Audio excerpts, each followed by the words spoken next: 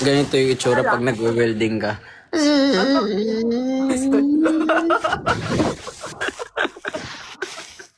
Teka lang mag-mute lang ako. Ay, may tatawagan.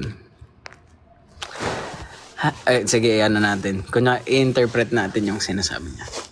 Lovey? Lunch break nyo, Lovey? Love? Kumain ka na, love? Nagkaon ka na, love? Tapos si Ram, oh, love, nagkaon na ako. Kakatapos lang, kapagod sa trabaho. Tapos sasabihin ni Kyla, sige, magpahinga ka muna dyan para balik ka ng trabaho mamaya. Tapos sabi ni Ram, oh, naka-live ka ba, love? Wait lang, naka-live ka ba, love? Hindi. Ay, mali. Tanga. Naka-live ka ba, love? Oo, naka-live ako. Naka-up si Jello. Kaso nakamute ako ngayon. Bakit? May sasabihin ka ba? Wala naman. Okay, have fun sa live, okay? Yes.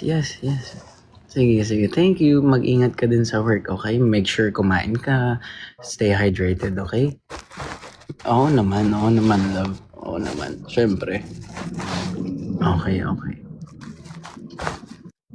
Ay, Cut! cut na pala. Sorry.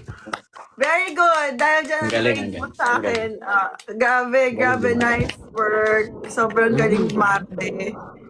Grade mo Pwede sa na akin. akong, pwede na akong maging artista. Oo, pwede. Ang galing umarte.